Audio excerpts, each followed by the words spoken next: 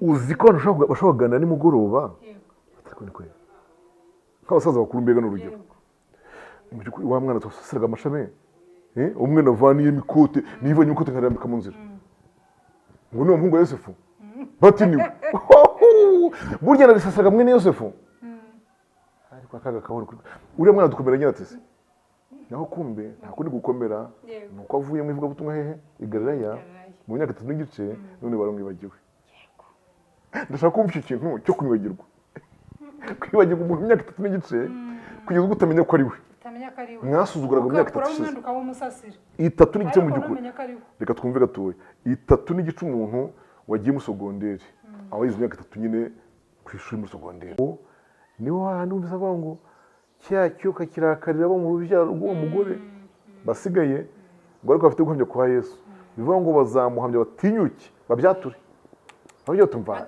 yego turicuje ko tutabikoze mu gihe gikwiriye ariko niwe ninshaka mbizira ari kuriya niwe na kimwe ku by'ubutumwa bwiza babaye abanzi b'Imana ariko ku byo gutoranywa n'Imana bayifite igikundiro ku bwa basekuruza aho rero kandi nongeye gusoreza tukazakomeza ubutaha aho niho hava ibihumbi 144 mujya mubona byashobeye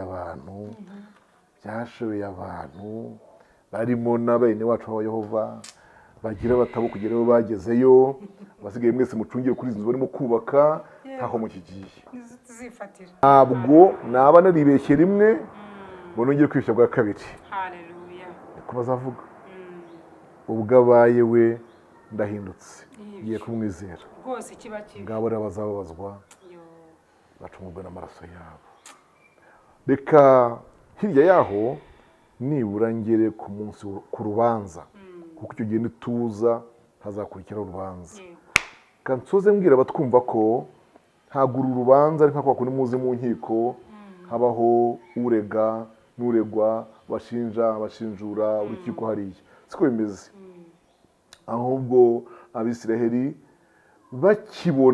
bakibona mu myanya yabo aho bakagombye kuba bicaye hicawe n'abanyamahanga ibyo ubwabyo ni urubanza Imana bamugisha nuko urubanza ruzasohora nuko ruzirangiza ubutaha rero tuzavuga ku cyo bita intambara yitwa iya Helmagedon. Yesu ashimwe cyane inshuti zacu inshuti za Mumuriza GB Ministries. Uyu ni wa munsi wacu w'iteka yaturemeye ngo tuwunezererwemo tuwishimiremo kandi dukore ibyo yishimira nawe cyangwa se ibyo ashaka hakiri kare. Ubushize twize ku ijambo ritubwira ngo dukorere Uwiteka hakiri ku manywa ngo dore bugiye kwira. Ese waba warahagurutse urimo gukorera Uwiteka hakiri karera cyangwa uracyasinziriye?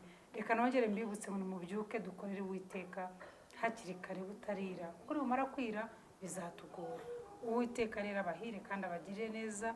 Twongeye kugaruka rero muri studio zacu tuje kuganira n'imitima yanyu, tuje kuganira ijambo ry'Imana kugira ngo twumve icyo ijambo ry'Imana ritubwira.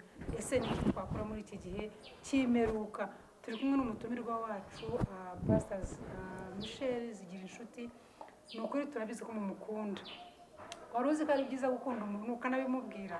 Mujye mubabwira uko mubakunda. Nukunda umuntu ujye umubwira kandi urukundo rw'Imana atari urukundo rw'uburyarya cyangwa se rw'iyisi, ariko urukundo rw'Imana bitugwa neza kandi nawe babikubwiye ngo ndagukunda wakwishima. Rero turabakunda cyane natwe kuri Mumuriza. Tubahaye ikaze nanone kugira ngo muze dusangire ijambo, dusangire kumenya ibihe turimo, ni ibihe biruhije, ni ibihe bikomeye, ariko mureke dufatanyirize kugira ngo tumenye ese bizaba bimeze biti. Noneho wisuzume umenye niba ariko ko turi muri ibyo bihe biruhije. Mbere ko dutangira rero reka umushumba wacu abasuhuze. Nikaze mushumba. Yesu ashimwe cyane baramukije. Murakoze kugira ikaze kandi. Haleluya. Turamwishimira iteka, turamukunda ntituzahwema kubimubwira kubera ijambo ry'Imana yamubitsemo kugira ngo natwe ariduhereze. Reka dusenge rero hanyuma tumwakire. Data tuguhaye icyubahiro, turagushimiye kuri uwo kwiringirwa, tugushimiye ineza yawe, urukundo dukunda mwami, ni ukuri turabibona, uradukunda tukabyumva, uradukunda mwami muri byose, ngo mu byago no mu makuba mwami ntujye udutererana, uduha imbaraga ukadukomeza mwami. N'uyu munsi kuri Mumuriza niwe tubikesha, turagushimira uko dushoboza uko bukeye ko bwije, abakozi wa mwami bazana ihumure kuri uyu murongo. Rero mwami turasenze n'uyu munsi turi imbere yawe ngo tuganirize imitima yacu isobanukirwe neza iminsi turimo. Imeruka ni iki, manda y'isi ni iki, manda y'imeruka mwami kenshi biratuvanga, ariko uyu munsi tuje gusobanukirwa neza ese umunsi iyo manda izavuga ndetse ngo abantu bakanabura bizaba bimeze biti. Mwuka w'Imana turakwakiriye, uganze utegeke muri twe dusobanukirwe kurushaho. Turagushimiye ko mushe gusenga kwacu, ni mu izina rya Yesu dusenga twiringiye kubyumvise, amen. Turabiyegereje rero inshuti zacu, inshuti za Mumuriza. Ubushize tuganira twarababwiye ngo ni mu byiciro, tuzagenda tuganira kuri iri jambo imanda y'imeruka n'imeruka y'isi. Ubushize umushumba yabituganirijeho, aradusobanurira uko bizaba bimeze, adusobanurira imanda y'isi, imanda y'imeruka icyo ari cyo, atubwira imanda y'isi ibyo ari byo, imeruka y'isi icyo ari cyo. So reka rero noneho uyu munsi, ubushize yaratubwiye ngo hari igihe n'ikizashyika n'abantu bakabura. Ese aba bantu bazabura gute mushu? Ese nibabura ngo umugabo akabura umugore, umugore akabura umugabo, bakabura abana, inshuti zikaburana, bari ku kazi urimo gukora ariko umubosi wawe yagiye wowe wasigaye, cyangwa se wagiye nawe yasigaye, barimo barubaka hejuru ariko umwe aragiye undi arasigaye. Hari ibintu bizaba ari amayobere. Muri ayo mayobere rero reka mushumba kuko Mwuka Wera ari muhumekeyemo abituganirize tubimenye neza natwe, kugira ngo turusheho gutegura inzira zacu mushu. Tubahaye ikaze. Murakoze cyane. Ya turimo turaganira ibintu bikomeye muri iyi minsi, nibwira ko bitoroshye kubibona ahandi. Ntabwo byoroshye pe. Kandi Imana bishimirwe yabishyize ku mitima yacu kugira ngo tubiganireho. Abo gukanguka bakanguke, kuko urumva buriya hakanguka wari usinzira ariko ari muzima, ariko wari usinzira ari mu ikoma nubwo wavuze idebi ntabwo yakanguka. Bivuga ngo iki rero, ibi bitotsi mvuze ni bya bindi Yesu yavuze mu mugani w'abakobwa 10 muri Matayo 25. Rirya jambo rizimo rivuga ngo umukwe atinze bose barahumekera. Si bose? Yego, ngo ni bose. Abaki n'abaki, abaswa, abapfu n'abanyabwenge. Nawe unyumvire. Yego, bose barasinzira. Aha rero ntago bajya bahumva impamvu bose basinziriye ntibayimenye. Yego. Iriya mpamvu yatumye bose basinzira, abapfu n'abanyabwenge, abagiye mu butano batajyanye, kuba bose barasinziriye. Yego. Ni ugutinda kwa Yesu. Ni ugutinda k'umukwe, pardon. Ni ugutinda k'umukwe. Mbere tukuvuga ko ari Yesu. Bivuga ngo gusinzira kw'abantu bose bari muri sare bategereje umukwe agatinda, c'est normal. Ni ibintu byabaho. Kandi ibitotsi bavuze hariya ni ibitotsi bisanga ujya amaso. Barasinziriye bose, ariko aho aziye urusaku ruvuze ngo ni mu buryo tugiye kumusanganira, niho ikibazo cyabereye. Kuko Petero ariko nyita Petero yo mu itara yamaze kuba konsome kubera ijoro ryabaye rirerire. Bakomeje amatara yaka, donc habaye gusinza gusaka amatara yaka, kugira ngo naza asanga amatara yaka. Aho kantu kumve basinze ko amatara agira ate yaka. Urumva rero kuva yaka ubwo Petero nyine mirayishira byanga bikunda. Ibintu byanyibukije kera tugisenga amakesha, nta mashanyarazi mu byari iyo ngiyo, tugicana ubutado ubutara, umuyaga uhuha. Yego. Noneho ikintu cyantangaje ngeze kuri iri jambo ni ukuntu mu rukerera twakanguka dusanga itara twasize ryaka rwose rimurika inzu yose. Noneho kamanutse kakire epfo munsi hari ariko karimo nyine ari igishirira. Kuri ijoro ryabaye rirerire rero, ikibazo mu by'ukuri hariya cyabaye icyo kubona amavuta yo kongeramo. Aha rero abaduteze amatwi bumve ko dukwiye kugira amavuta yo mu mitima dufite n'andi abitse. muri iri jambo dukwiye kugira reserve. Iyo reserve izakora umukwe natinda. Ni ugutinda guhera ryari? Ni uguhera nonaha cyangwa yaranatinze ahubwo no gutinda? yaratinze. Ubu ntawe wamenya ngo ijoro rigeze hehe. Yego. Yaratinze se cyangwa agiye gutinda guhera uyu munsi? Kubera ko byavuzwe kera yaratinze. Nyamara igitangaje birituza kuvuga ko yatinze. Irabituza Yego. ngo kuko ngo we yumva yihanganiye none ngo bakizwe. Batarakizwa. Yego. Hanyuma rero twavuze ku ijambo ryo kuzamurwa ku itorero, tuvuga yuko kuzamurwa ku itorero bizaba ari uguhungishwa kwaryo. Reka mbere nk'ugaruka ku byo twavuze ubushize kugira ngo mubyibuke. Twavuze ko kuzamurwa ku itorero Yesu azazamura nk'urihungishije. Yego. Amen. Imirongo yo kurihungisha twarayibonye, ibyahishwe 12:6 n'umurongo 13. Ariko tubona yuko guhungishwa kugiye ntirizahita ribona Imana, ahubwo rizaba riri ahantu rigomba kumara iminsi 1260. Iyo minsi 1260 iyo ishyize mu mibare niyo ibyara imyaka 3 n'amezi 6. Iyo myaka 3 n'amezi 6 niyo ibyara igihe n'ibihe n'igice cy'igihe. Tuzaba twazamuwe twahungishijwe. Ubushize rero ndabibyuka ko twapfundikiye avuga ngo mbese uko kuzamurwa no kubura ko bazaba bakiriho. Wabyumvise? Bibiliya itubwira ko hazabanza hakazuka abapfuye bizera. Twakivuze ubushize. Abariho duhindurwe. Tumusanganire mu kirere. Ibyo twarivuze yuko atazongera kugaruka hano. Ko ahubwo azahagarara mu kirere.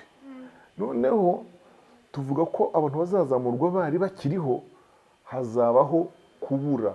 Abafaransa babyita disparition. Ni contraire ya apparition. Kubura kw'abantu, umugabo akabura umugore, umugore akabura umugabo, umugore akabura abana, n'abana wenda ntibabure bose bitewe n'abakuze bari bafite ibyaha, umugore akabagore bazaburinda. Niba yahoze nivuga ngo abagore bose n'abatwite muri bisi bazabona ishyano. Nuko n'indabwa zo zizabura. Aho kandi abantu babyumve cyane cyane bajya bazikuramo.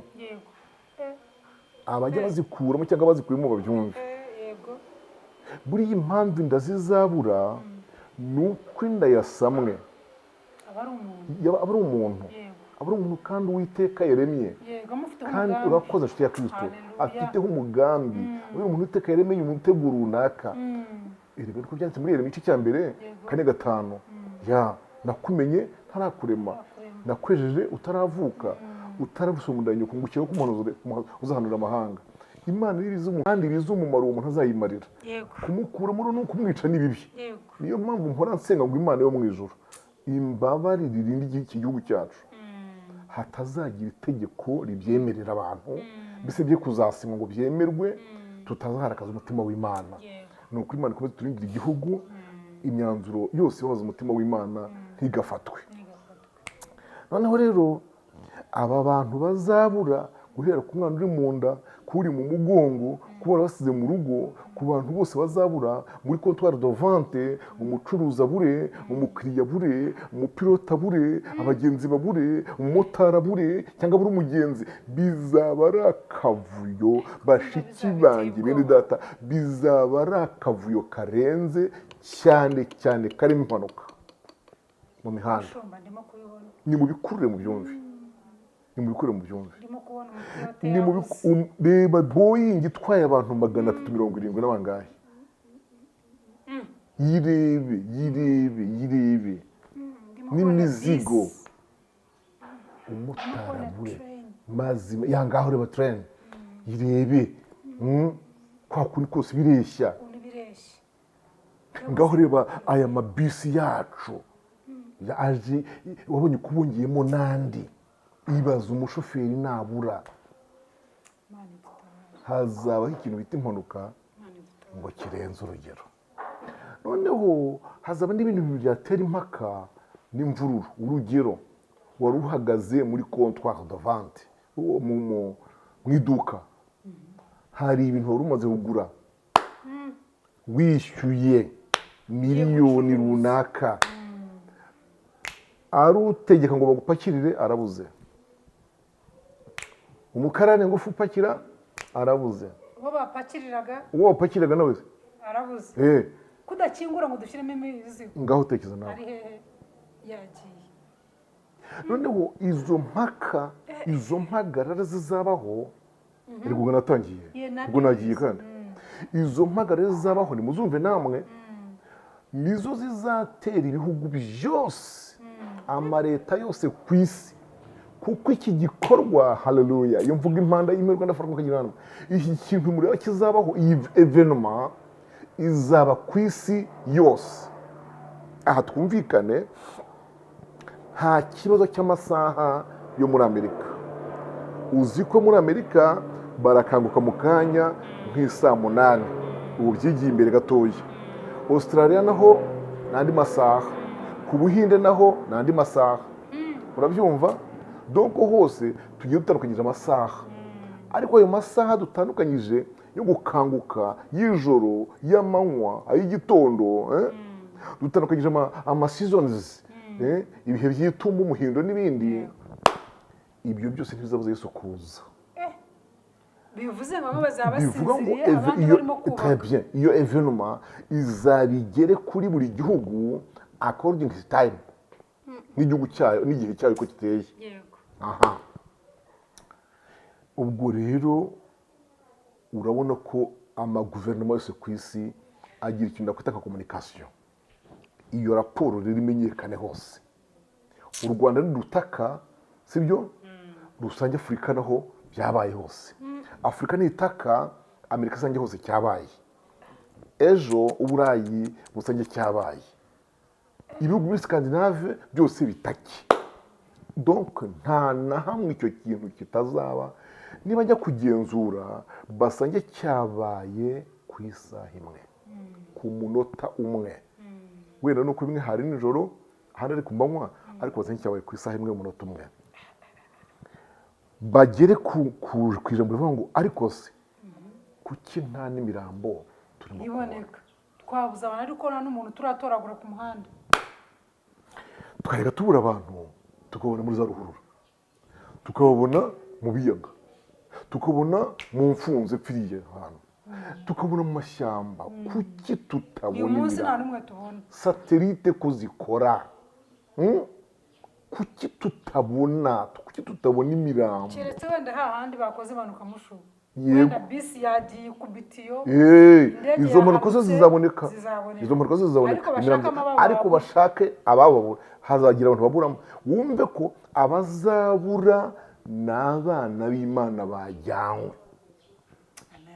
Noneho imibiri izaboneka ibe gusa iy'abatari bakeshejwe. Ariko urabyumva, nubwo bivuze mu kanya gatoya, icyo kizajya kumenyekana nyuma y'igihe runaka. Yego, bazabaza bashakisha. Burya bwose dusanze ababuze ni tere. Burya bwose habuze ba bandi, mu gitabo cyitwa Impanda y'Imperuka havuga, haravuga ngo habuze ba bandi bakabyaga gukiranuka. Babikabyaga, niko ivuga. No mu gatabo kitwa Impanda y'Imperuka ariko havuga ababuze ni ba bandi bakabyaga gukiranuka. Bivuga ngo gukabya gukiranuka niko mu nyito abantu babyita, ariko ubu nibyo bikwiriye. Donc uko ibyaha bikabya, nako natwe dukwiye gukabya gukiranuka. Yego, kuko niba birivuga ngo abera bazizwa, bazatunganywa, bacwe mu ruganda, bien sûr abera bagomba kwera cyane. Icyo kintu kibeho rero. Ibaze ko imyaka 3 n'igice, ya minsi 1060 izarangira ibihugu byarabuze iki igisubizo. Iyo myaka yose izarangira ibihugu byarabuze igisubizo. Mbibutse ko iyo myaka nirangira, twarabibonye ubushize ahari mu byahishuwe 21, Kristo amanukana n'itorero. Donc mbona Yerusalemu nshya imanuka mu ijuru, irimbishijwe nk'uko umugeni irimbishizwa umugabo we. Noneho Kristo namanuka n'itorero rero, tumanukanye tuje muri Yerusalemu, iriya yo hepfo hariya ku butaka, ku mugabane wa Aziya. Iyo nizaba igisubizo cy'ikibazo amaguverinoma amaze iminsi afite. burya bwose igihe twashyuhiye imitwe ni Kristo wari warajyanye abe. Ayaya, none mu gatabo kitwa Impanda y'imperuka nakitwa igihe cyarenze, harimo ijambo rivuga ngo umuntu uzatanga amakuru y'abagiye n'uwabajyanye, y'ababuze n'aho baburiye, ni umukristo uzaba ngo yasigaye. Naratangaye ahantu mabonye, ni uvuga izina rya Kristo uzaba yasigaye, kandi abantu bishimiye kurivuga. Yewe muri ino minsi abantu bishimiye kurivuga, bishimiye kuryitirirwa. Bishimiye kuba mu nzu y'Imana, mbese njye ndabona kuba mu nzu y'Imana, kuba mu itorero bigiye kumera nk'umuntu yinjira muri asosiyasiyo runaka. Ariko bazasigara umuntu wese uri mu nzu y'Imana, uri mu mirimo, muri worship team, mu gishumba, adakijijwe azasigara. Ngabo rero ngo bazatanga amakuru. Dore ukuntu bazayatanga, ngo bazagera aho ngaho bagiye batumva. Donc urumva, reka mvuge ngo polisi zigize ibihugu zizageraho zatake amadini abasigaye. Yego, ko ndeba doko raporo dufite ngufiya nubwo itari yanozwa, iragaragaza ko hagiye habura abasenga.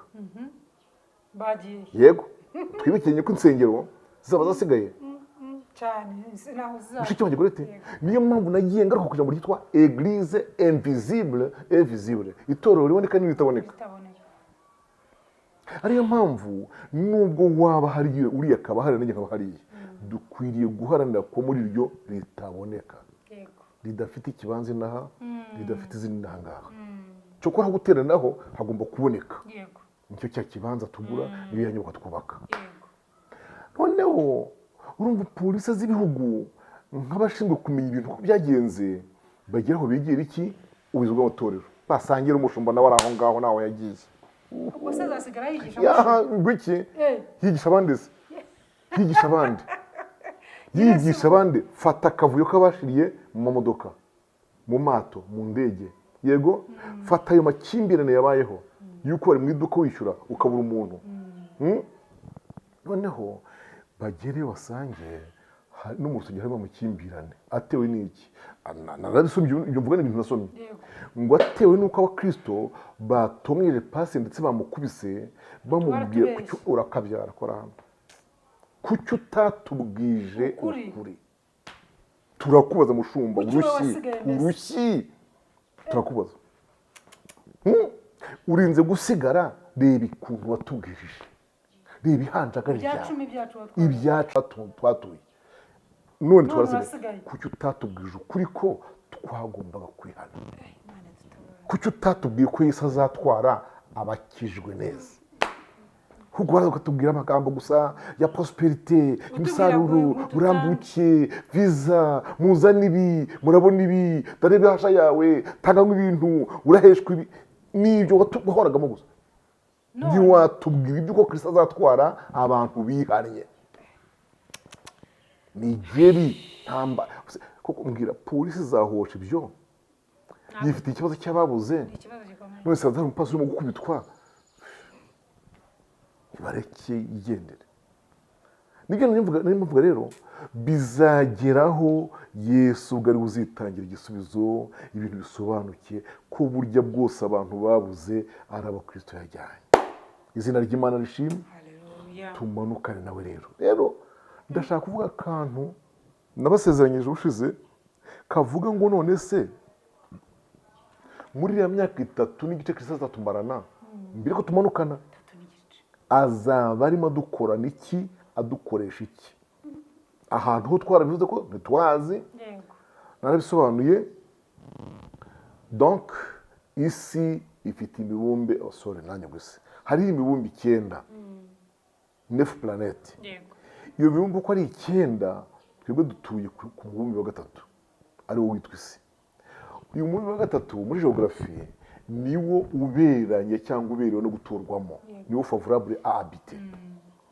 Noneho igitangaje mu migani 28 imigani 8 22 kuri 30 haravuga ngo na Yesu ubwo yumvaga yishima yishakira kwibera muri iyi si ngo yaremewe guturwamo ngo akibonana n'abantu ngo nibyo byamunezezaga. Reka ni byiza. Noneho Yesu rero yabanye natwe aha ngaha igihe kiragera arazamurwa nabisobanuye, ariko azamurwa avuze ngo ngiye kubategurira gahunda namwe muzabe. Ibyo mu kiganiro cyashize nsobanura ukuntu naza atazagaruka hano ku isi, azagarura mu kirere tukamusanganira. Noneho kugaruka kucyo twita kugaruka kwe ni igihe tuzaba tumanukanye nawe tujyanye muri Yerusalemu. Icyo gihe rero tuzamarana nawe hazaba hakorwa ibintu bibiri. Ni ikintu muzi Pawulo yandikiye Abakorinto cyitwa gupimirwa imirimo. Amen. Gupimirwa imirimo. Yego. Imirimo ikageragereshwa umuriro. Iyo wakoranye urukundo igasohoka, iyo wakoze ngo wiyemere ikarangira n'umuriro. Uboneke ugaragare. Kandi bibaho. Bizabera muri Yerusalemu. Bizabera hejuru mu kirere iyo. Tutaramanukana.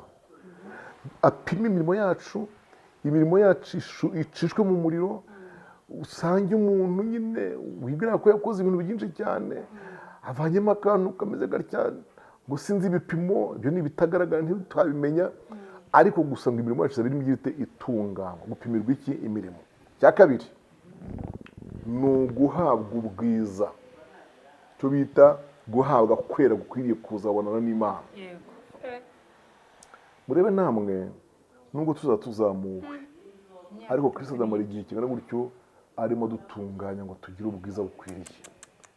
Nsobanurira abaduteze amatwi ko icyo ngo nicyo cyatuzatuma twebwe abera tutazaboneka mu rubanza tuburana dutsindwa, ahubwo tuzaboneka mu rubanza turucira abandi. Ngaha ahantu hakomeye abera mugomba kwitondera. Imyaka 3 n'igice azaba arimo atunganya ibyacu kugira ngo hatagira umuntu wagira akanaturega. Mana ishimwe cyane. Abari muri Kristo Yesu ntateka bazacirwaho. Ngibyo bibiri Kristo atunganya. Mbifatamo urugero nkabigereranya n'umwanya mubona marene n'abakobwa bita ku mugeni. Reba nawe umugeni wamurabagije mukunzi, yari yamushimye ubwiza, sibyo?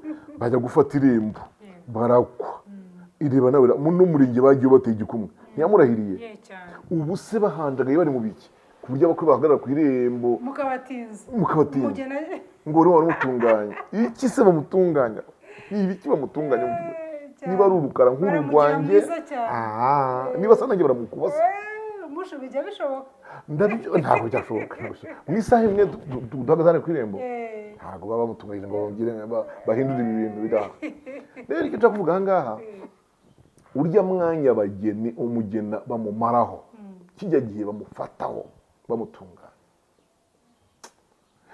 Mu by'ukuri si uko batazi yuko umukwe ntiyamubenga kuko yaramwemeye kandi uko ari yaramunejeje, ariko ibaze ni ubwiza barimo kumushakaho ngo asohoke akeye. Kristo Yesu uwo mwanya azawufata ku itorero. Haleluya. Ibyo ndabimushimira nkabimukundira. Ari nayo mpamvu nituzamurwa ngo ariko tuzaba duhawe agakiza gashyitse. Kandi se mu Baheburayo igice cya 9 umurongo wa 27 na 28 ngo tuzaba agakiza gashyitse. Hanyuma rero tugereyo, tubeyo adutunganyiriza ibyo byose, imirimo, tunganya ubugingo bwacu, tuba abantu bakwiye kubona Imana, tumanukane twicare muri Yerusalemu tuje gucira imiryango 12 ya Israheli imanza. Hariho umurongo rero twasomye mu byahishwe 12 wonsomera none ku murongo wa 14 no wa 15, cyane cyane 15. Ibyahishwe igice cya 12 umurongo wa 13 twari twasomye, ariko nashakaga cyane ongera usome yose uko ari 5 uko ari 3. Karavuga ngo nuko cya kiyoka kibonye yuko kijugunywe mu isi gihiga wa mugore wabyaye umuhungu. Umugore ahabwa amababa 2 y'ikizu kinini kugira ngo Aguruke. aguruke ahungire mu butayu ahantu he aho agaburirirwa igihe n'ibihe n'igice cy'igihe arindwa icyo kiyoka 15. yego icyo kiyoka gicira amazi ameze nk'uruzi inyuma y'uwo mugore kugira ngo amutembane ariko isi iramutabara yasamya akanwa kayo imira uruzi cya kiyoka cyaciriye ikiyoka kirakarira wa mugore kiragenda ngo kirwanye abo mu rubyaro rwe basigaye bitondera amategeko y'Imana kandi bafite guhamya kwa Yesu. Akora niko navuze tuzakomezaho uyu munsi. Abo ni abazaba barasigaye batari abanyamahanga ariko. Yego. Batari abanyamahanga ariko. Iyo usomye mu Baroma 11 ubona hano hari ahantu bavuga ngo umubare w'abanyamahanga numara gushyikaho kwinjira mu itorero agakiza kazasubira mu Bisiraheli. Ndashaka uwo murongo mu usoma tukawumva nkabona kuwusobanuza aho ngaho. Abaroma 11 25 kugera n'8. Bene data kugira ngo mutabona uko mwirata ndashaka ko mumenya iby'iri banga. Abisirayeli bamwe banangiwe imitima ariko si bose kugeza ubwo abanyamahanga bazinjira mu itorero bakageza ku barushyitsi.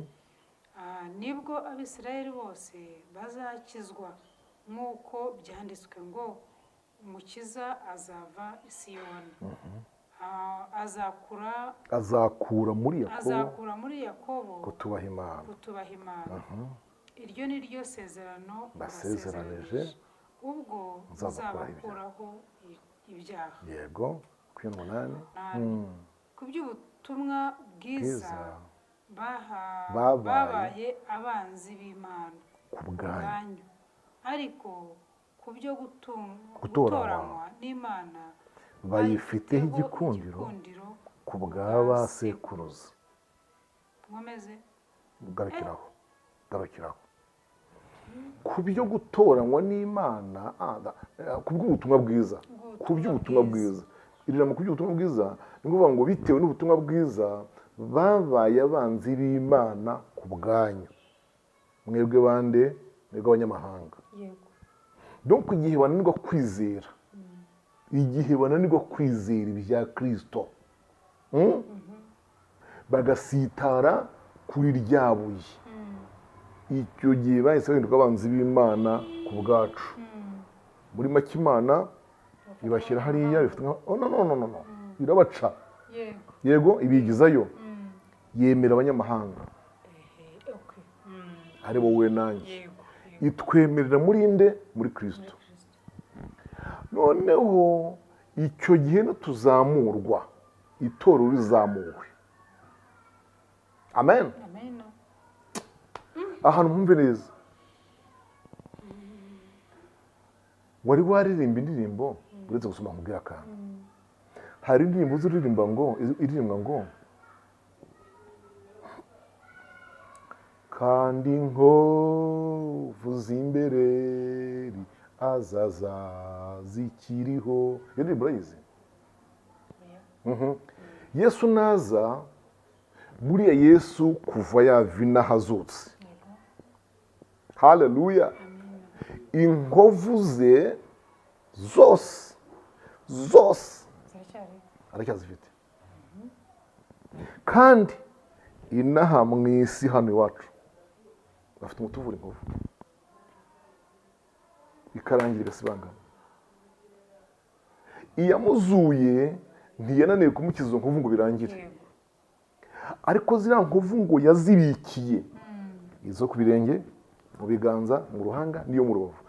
Yazibikiye kugira ngo zizamutandukanye na Kristo wundi uzamwiyitirira ari we Antikristo. muri make antikristo uzigira kristo nta kimenyetso afite cyo gucungura. Yego, yego. None iyo ndirimbo reka avuga ngo izo nkuva zaza zikiriho, noneho ngo zibone abacunguwe bazinezererwe, abacunguwe bazinezererwe, ariko abamubambye bo ntibazibona ngo baboroge kuko bamenye ko ari we Kristo w'ukuri. Haleluya. Niba bimenya ko ari we Kristo w'ukuri rero,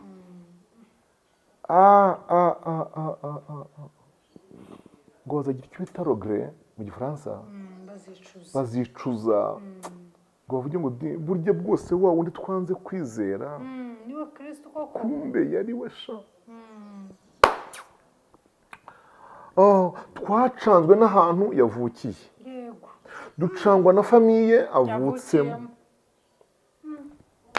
n'ubuzima yabayeho, na bwa buzima, na nyina w'umukene uva mu mugabo gishaka, na se umubaje koko, buriya twari kumwizera gute? Burya bwose yari we, niwe Mesiya twanze kwizera. Bashake kumwizera sasa. Agakiza gasubiye mu Bisiraheli, agakiza gasubiye mu Bisiraheli, bashatse kumwizera. Nibashaka kumwizera, bamwizera atagicunguye, atacyongeye kubambwa, nta maraso acyongeye kumena. Ngaho rero aho bazababazwa, biravuga ngo bagacungurwa na yabo. Icyo nicyo bituma urukomeye cyane uzabaho, niho hantu bizavuga ngo cya cyoka kirakarira abo mu rubyaro rw'uwo mugore basigaye, ngo ariko bafite guhamya kwa Yesu, bivuga ngo bazamuhamya batinyuke babyature. Aho tumva yego turicuje ko tutabikoze mu gihe gikwiriye, ariko niwe ninshaka mbizira ari kuriya niwe. Nshake kugaruka no kwizera Kristo, basange nta byo kubacungura bihari, basange birasaba gucungurwa n'amaraso yabo. Nguko rero uko agakiza kazagaruka hehe mu Bisiraheli. Nguwo wa mwanzi uzahagurukira abo mu rubyaro rwa wa mugore bafite amategeko y'Imana kandi bafite guhamya kwa Yesu. Ariko abo bantu bumvise bazababazwa, bakagira ubwo bacungurwa na yabo, ntibizabahesha kwitwa umugeni wa Kristo, kuko batakowe. Igihombo gikomeye, kuko batakowe. Bizabahesha gusa gutaha ubukwe. Niyo magambo musanga hano mu Byahishuriwe 19. Yasome twumve Ibyahishuriwe hano 19 6-7.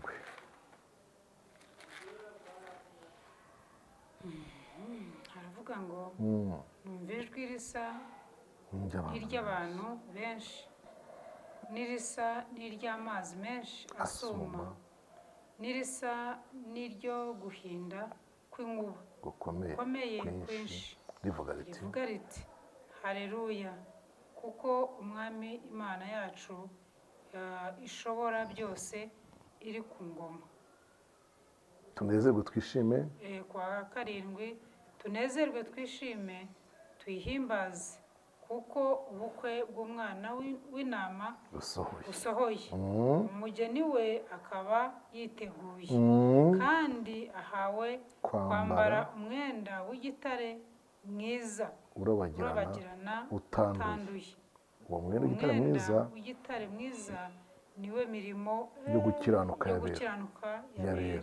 Arambwira ati andika uti hahirwa abatorewe gutaha. Yego, kandi ati ayo ni amagambo y'ukuri. Urakoze cyane. Garukira aho ngaho nkubwira akantu.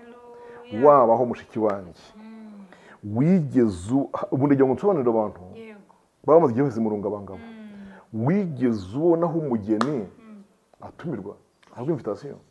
No, kandi ubwo ari ubwe aratuma ahubwo niwe utumira. Bivuga ngo we n'umukwe bapasura invitation. Hari igihe ufata kimwe cya kabiri, ugafata kimwe cya kabiri.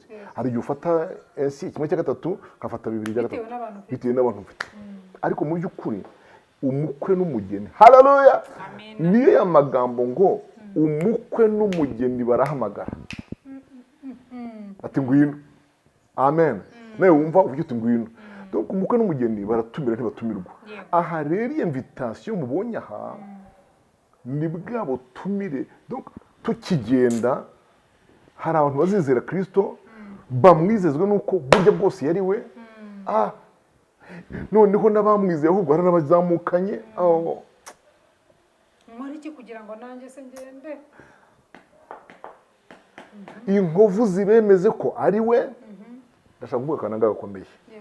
tukizamuka tukiva inaha hagira nakavuze antikristo azakora cyane.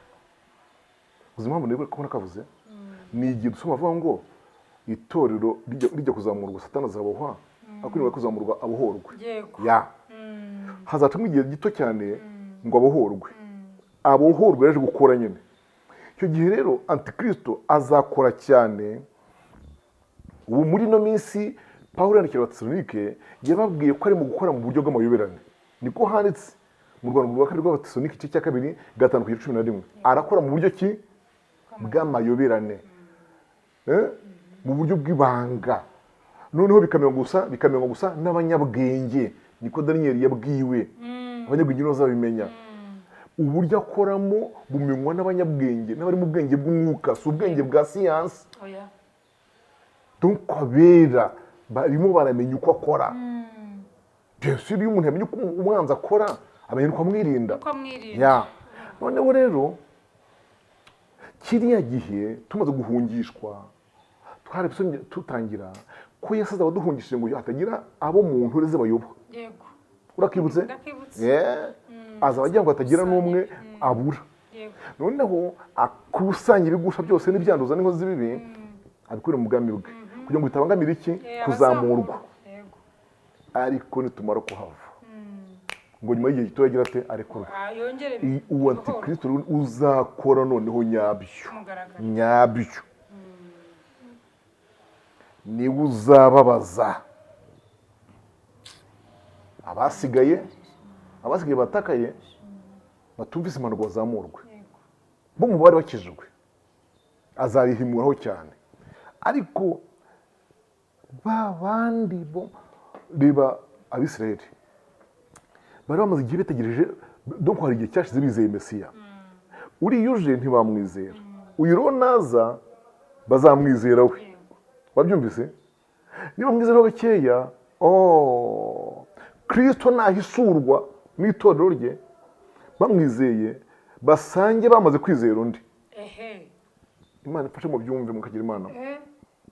Imana ifashe byumve basange bamaze kwizera antikristo. yego ari undi Yesu tubigite gutyo. kumuvaho rero bajya kuri Kristo nyawe nyakuri ukuri. bazabifashwa na cya kimenyetso. nibyo bizabatera akarengane. aho karengane ko kuvuga ngo nubwo umaranye iminsi antikristo we nubwo tubanye iminsi byatewe n'ubutamenya we, ariko menye ko uriya ari wewe. kumwizera bitera akaga kumuvaho.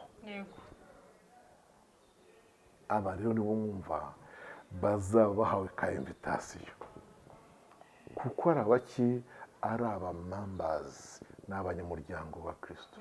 ibyo rya jambo twasomye mu Baroma 11 ku by'ubutumwa bwiza babaye abanzi b'Imana, ariko ku byo gutoranywa n'Imana bayifite igikundiro ku bwa basekuruza. aho rero kandi noneho ngiye gusoreza tukazakomeza ubutaha. aho niho hava 144 mujya mubona byashobeye abantu barimo n'abene wacu b'Abayehova bagira batabo kugeraho bagezeyo. basigaye mwese mucungire kuri izi nzu barimo kubaka ntaho mukigiye tuzifatira. so bijyashwe 7 uhere ku murongo wa 4. kadari ku murongo wa mbere ntacyo. ku murongo wa mbere haravuga ngo bakiranutse abisirayeli bakiranutse bazarokoka. hanyuma y'ibyo mbona abamarayika bahagaze ku mfuruka enye z'isi bafashe imiyaga ine yo mu isi kugira ngo hatagira umuyaga uhuha mu isi cyangwa mu nyanja cyangwa ku giti cyose. utari wakomeza abamarayika ntubibuka? Tubibuka twabonye muri Matayo 24 umurongo wa 31, nzizera abamarayika banjye, yego nzavuza impanda, ntuma abamarayika banjye mu birere bine by'isi kugira ngo bafate ikintu cyose kigusha urabyibutse? Yego nabyibutse. ubu rero ni indi nyito noneho byayishuwe. Bimwe twabonye muri Matayo 24 noneho bije mu ishurwa rya Yohana ishuwe. Ngaho noneho kabiri, mbona na marayika wundi azamuka ava iburasirazuba afite ikimenyetso cy'Imana ihoraho, arangurura ijwi rirenga, abwira abamarayika bane bahawe kubabaza isi n'inyanja ati nimubabaze isi ntimubabaze isi cyangwa inyanja cyangwa ibiti tutaramara gushyira ikimenyetso mu ruhanga rw'imbata z'Imana yacu. Haleluya. Numva umubare w'abashyizweho ikimenyetso ngo ni agahumbi n'inzovu enye n'ibihumbi bine. Nibo bashyizweho ikimenyetso bo mu miryango yose y'Abisirayeli. Nakoze hagaragara gatoya. Amagambo arakomeye. Ntimubabaze isi cyangwa inyanja cyangwa ibiti tutaramara gushyira ikimenyetso mu ruhanga rw'imbata z'Imana yacu. Numva umubare bashyizweho ikimenyetso ngo ni agahumbi inzovu enye, agahumbi n'inzovu enye n'ibihumbi bine. Burya ari agahumbi aho uzagasanga hose ni ibihumbi 100. Yego. Mpere hejuru, agahumbi ageza ni miliyoni, agahumbi ni ibihumbi 100, inzovu ni ibihumbi 10. Ubwo rero ngaha biba ibihumbi 144. Ibi bihumbi 144 ureba aha byajijishije abantu, hakaba hari abamaze kumva ko ngo hari abo kugerayo bagezeyo, ngo ijuru ryaruzuye nta mwanya, abandi bwese mushakira inaha. Yego, kubera uyu mubare. Uyu mubare mu by'ukuri urasobanura ibihumbi 12 muri buri muryango wa Yakobo. Yego. Ariko byo mu bagiye batarasitara ku ibuye. Ashaka kunyari gukumvisa akantu. Batarasitara ku ibuye. Donc ibuye batarizeye, ibuye ricira urubanza batarizeye, ibuye ribazwa batarizeye, kuki bataryizeye. Ryaje 12,000 bya buri muryango byaratambutse. Nuba ko ari 12,000 ukuba n'ibisekuru 12. Abangabo nibo batasitaye kuri ryo. Yego. Kandi nibo bazaba barazamuwe. Kandi abo ngabo nibo bazamuwe. Mbese muri make nubwo mvura 12, sibyo? 12. Ariko nibo babyara abakuru 24. Ngiye muri byo usanga. Noneho rero abantu bibwira yuko abangaba wenda baba ari abagomba kugerayo bagezeyo bikaba byararangiye, bakanyanga ijuru ryamaze kubona bene ryo ntaho tukigiye. No kumva abangaba ni babandi twumvise bazafatwa muri buri muryango w'Abayakobo, ariko ngo babone ikintu itabahesheje kuba umugeni wa Kristo. Twabibonye hano bibaheshe gusa gutaha iki ubukwe bw'umwana w'Imana. Ibintu byo kugaruka i Yerusalemu kandi nko nsoreje buriya kugira ngo tuzafate ikindi gihe, bizaba bimeze nka kwa kundi wabonye muri no minsi abana basigaye bakora ubukwe muri Kigali bakabujyana iwabo, bwacyo bakabujyana n'iwabo. Aho kantu urakabonye gukora hano ubukwe hano Kigali muri Serena, muri ntuziriye ku Gisozi yitwa mu cyaya, twitwaye ku Gisozi iriya ntuza Nobleza, iyo Nyanza n'ahandi. Ariko ejo ku cyumweru bakazinduka bajya n'iwabo ku isambu. Mirama, i Rusizi, ibyumba, buri muntu abujyana iwabo asa n'ugiye kubwerekana iwabo. Kristo azazamura itorero atumarane cya gihe, ariko atumanukana agiye kubukorera n'iwabo kugira ngo akore iki? Atsinde imitima yanze kumwizera. Bashiki banjye muteze ijambo ry'Imana, izaba ari inshuro ya kabiri ikomeye mu nshuro Kristo yasubiye iwabo yahinduye isura. Iya mbere ni igihe ahinduka mu murwa ari ku ndogobe, murabyibutse, bamusasira iki? Amashami y'imikindo, basasa imyenda mu nzira. Hoziya n'akaza mwene Dawidi, twibukiranye ko yari amaze imyaka 3 n'amezi 6 agiye gutanga ubutumwa i Galilaya, asuzuguwe, baranze kumwizera, baranze kumwemera. Yego, biratubwira muri Matayo 4 ngo abonye ko abo mwanzi abwishyirira abanyamahanga. I Galilaya abanyamahanga baragakira, barakizwa. Agaruka muri Yerusalemu aje kuhatambira igitambo cy'iteka, ariko urupfu rwe, Imana ishimwe. Kajya kantu yabaciyemo akantu k'igikuba. Uzi ko hari ukuntu ubwenge buzubujije buhise. Uzi ko abantu bashobora kuganira nimugoroba, nk'abasaza bakuru mbega n'urugero. Wa mwana twasasiraga amashami, umwe navaniye imikote, nivanye imikote nkarambika mu nzira. Ngo ni umuhungu wa Yosefu, batiniwe. Burya narisasiraga mwene Yosefu, ariko akaga kabona uriya mwana dukomera nyine atese. Naho kumbe nta kundi gukomera, nuko avuye mu ivugabutumwa hehe i Galilaya mu myaka 3 n'igice, none baramwibagiwe. Ndashaka kumva ikintu cyo kumwibagirwa. Kwibagirwa umuntu mu myaka 3 n'igice kugeza ubwo utamenya ko ari we. Mwasuzuguraga mu myaka 3 itatu n'igice mu gihugu. Reka twumve gatoya. 3 n'igice umuntu wagiye mu sogonderi, aho yize imyaka 3 nyine ku ishuri mu sogonderi. Imyaka karitsi bimwe bagiwe. Kristo azongera gukora agashya rero ejo bundi nagaruka. Ndavuga twarazamuwe tukamarayo cya gihe tukazi iwabo.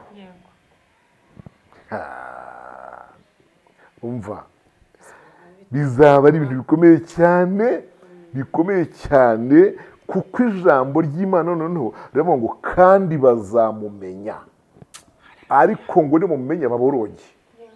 Bazaboroga bamenye, bazaboroga bamenye, bazaboroga bamenye yuko ari Kristo w'ukuri.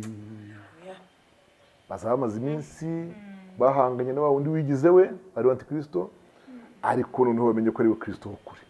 Nababwiye ngo kumuvaho rero kwabo bizabatera akaga. Nibatera akaga bakihanganire, bati niba naribeshye rimwe sinakujya kwibeshya bwa kabiri. Nuko Yesu adufashe cyane. Ntabwo naba naribeshye rimwe ngo nongere kwibeshya bwa kabiri. Haleluya. Niko bazavuga. Ubwo abaye we ndahindutse, ngiye kumwizera. Bwose kiba kibi. Ngabo bazababazwa, bacungurwa n'amaraso yabo. Reka hirya yaho nibura ngere ku munsi ku rubanza, kuko icyo gihe nituza hazakurikira urubanza. Kansoze mbwira batwumva ko ntagura urubanza ari nka kwa kundi muzi mu nkiko habaho urega n'uregwa, bashinjura urukiko hariya. Siko bimeze. Ahubwo Abisiraheli bakibona mu myanya yabo, aho bakagombye kuba bicaye, hicawe n'abanyamahanga, ibyo ubwabyo n'urubanza. Imana bamugisha. Nuko urubanza ruzasohoka, nuko ruzirangiza. Ubutaha rero tuzavuga ku cyo bita intambara yitwa iya Helmagedon. Nibwira ko ariho dushobora kuzasohoreza wenda. Imana y'amahoro ibaho umugisha kandi bagirire neza, kuvuga amagambo meza, amagambo y'ihumure, amagambo ateye ubwoba, amagambo asaba imbaraga, amagambo asaba yuko duhitamo neza. Nyamuneka nimuve mu mikino, nyamuneka nimuve mu buryohe, nimuve muri ibyo ngibyo murimo.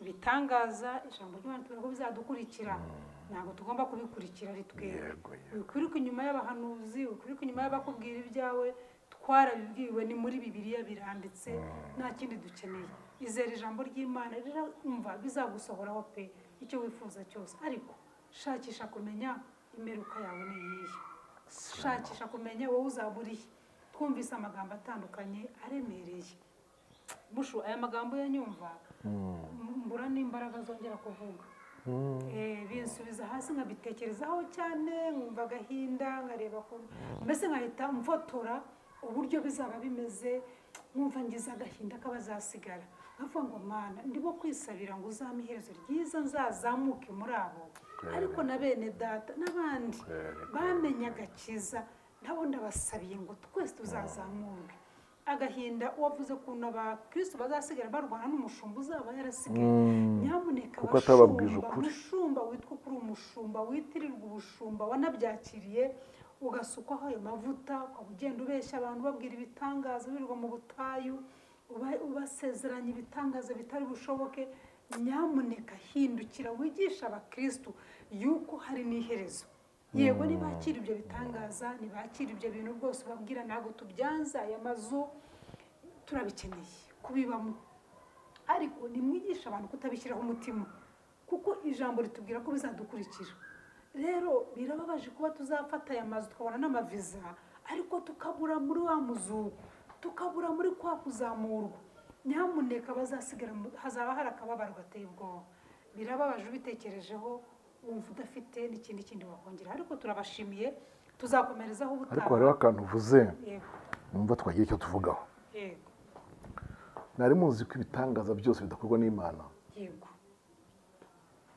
ni ukuri ntabwo byose bikorwa n'Imana ibitangaza byose bikorwa n'Imana ndabizi kandi ikimenyetso kizabwira abakristo kizabwira abantu ko ibitangaza bitavuye ku Mana ibitangaza nubona bikugusha imigisha wahanuriwe igasohora ariko ukabona wese kuganisha mu kugwa iragira ikujyana mu by'umubiri ntabwo byavuye ku Mana kuko ibintu by'Imana ikimenyetso cyabyo bikomeza nyirabyo mu nzira ijya mu ijuru bimukomeza mu gakiza ntibimugusha bimusigira ishimwe ntimusigira ubwibone n'umwirato ahubwo agenda n'ishimwe ryabyo yubaha Imana bimuhaye niyo mpamvu ryaje mu rivuga ngo imigisha Uwiteka atanga izana ubukire ngo kandi nta n'uwo yongeraho rero ndatinya ko ibi bitangaza abantu bahanurirwa bivuye muri ngwino zana ibi ujyana ibi zana ibi ujyana ibi biriya bintu ntabwo biva ku Mana abantu babyitondere ntabwo amazu yose abantu barimo kubaka amamodoka yose abantu batunze siko byavuye ku Uwiteka ndatinya ko hano hari ijambo Paul yavuze aravuga ngo hari bazakomera ngo ariko atari ukuri kuzaba kubakomeje abyumvise Imana ibaho umugisha cyane ku bw'aya magambo mutwongereye bakundwa nshuti zacu mudukurikira kuri GB Ministries turabasaba kugira ngo mumenye ukuri kwa batore kubereka kwita ku iherezo ryanyu mushuti igeze ku musozo turifuza aya magambo araremereye ariko ndasabye ngo udusengere kugira ngo tuyatindeho tuyatekerezeho kandi mwuka wera ari kudusobanurira kurushaho Imana ibaho umugisha Mana data wa twese uri mu ijuru Mana nyiritorero yaduhaye Yesu ngo abe incungu n'impongano y'ibyaha byacu turagushimiye ko mu gihe nk'iki gikomeye kigoye kibi cy'ubugoryi cy'akarindagiza waduhaye urubuga nkuru ngo tuvugireho ukuri kw'ijambo ryawe abantu barakwanze muri ino minsi kuko kuri ntibagushaka ntabwo babikeneye ariko hariho bake babishaka abo niba ushaka kubyumvisha rero ndaguhendahenze ngo aya magambo akomeye atya uduhaye kuganira ubwoko bwawe ubasobanurire neza kurenza uko tuvuze mwuka werekeza amagambo tuvuze maze yasobanure kandi aho batumvise natwe turahari ngo tubasobanurire kuzatubashisha rero ndasenze ngo abantu bakanguke rwose aya magambo akangura abantu bakanguke abantu bave mu byaha ndagushimira benshi bagiye bampamagara ngo basengere bakatura bakakwakira n'aya magambo tuganira uyu munsi wa none yongera agira ikintu akora ku mitima y'abayumvise ubugingo buhinduke ubuhamya buhinduke abantu babyuke bava aho baguye bava ahantu bari barangariye aho Satani yabashyize baneshe basohoke muri icyo gihanda cy'ubwihebe ndagushimiye ngaho herekeza amagambo yawe natwe duhe umugisha kandi n'igihe gitaha uzongera ukiduhe twongere tugabura ibyawe n'icyo waduhamagariye ndagushimiye ko ubyumvise mu izina rya Yesu Kristo umwami wacu amen.